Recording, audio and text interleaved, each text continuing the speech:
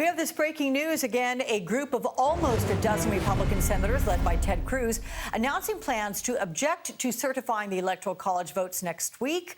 I'm now joined by contributing columnist to the Washington Post and author of a recent article entitled, "Sorry, President Trump, January 6th is not an election do-over," Edward Foley. Ned, welcome back to the broadcast. It's good to see you. So we have these additional 11 to Josh Hawley, making a cumulative number of 12. You've got 7 senators in addition to Josh Hawley, so that makes 8 sitting senators and 4 incoming, right?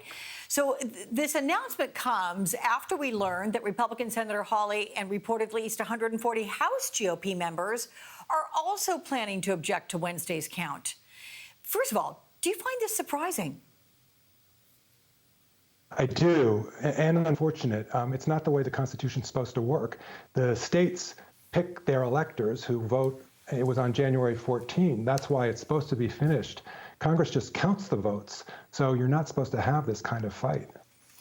Okay, so if Republicans follow through with this, though, what happens? I mean, look, does this end anyway other than a confirmed Biden win? No, it's not going to change the outcome. It's theater. It'll delay the process. Theater benefiting whom? Benefiting the American people? Benefiting individual lawmakers that are going along with this for their own careers? Benefiting the president? Who benefits from this? Well, maybe President Trump, in terms of his power with his base in the party. Earlier in the show, you talked about the threat of primary elections to incumbent members of Congress, both in the Senate and the House.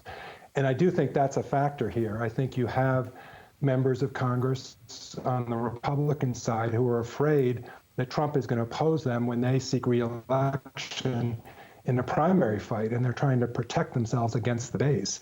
So I think that's the political dynamic here, but it's terrible for democracy, and it's bad for the republic. Yeah. Look, Vice President Pence has not expressed any support of those Republicans who plan to object on Wednesday. What do you think Pence does this week? What are the chances that he would join those objecting? Well, he is in some ways the most significant figure. Now, if he follows the law as he should, then he's simply supposed to preside over the meeting that counts the votes, and he's not supposed to be decisive. But as you mentioned, there was this lawsuit seeking for Vice President Pence to have more power than the law provides. That lawsuit was dismissed, and I think it's based on an incorrect understanding of the Constitution. But if Pence were to try to assert that power himself, that would be disruptive on Wednesday. So here's what you write, that the Constitution and the Electoral Count Act of 1887, so this has been around a long time, right? I mean, lawmakers ought to be somewhat familiar with this already, that it's intended that the January 6th session to address a narrow question: are the electoral votes received by Congress ones cast by electors the states appointed? I mean, that's it, right?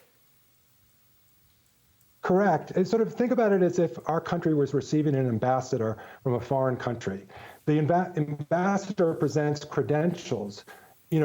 Our country doesn't say, well, did they do the right job appointing an ambassador? They simply say, is this the ambassador that country wanted? That's kind of what Congress is supposed to do. It's like, did they appoint their own electors?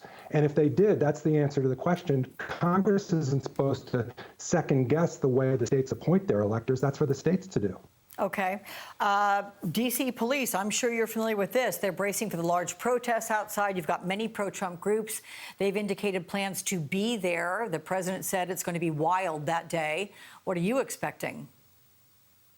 Well, I hope not. I mean, again, we believe in the peaceful transition of power. We want democracy to work so that we, settle political issues through the ballot box, the will of the people, the voters, right? Voters should get to decide whether they want a Democrat or a Republican to be their leader.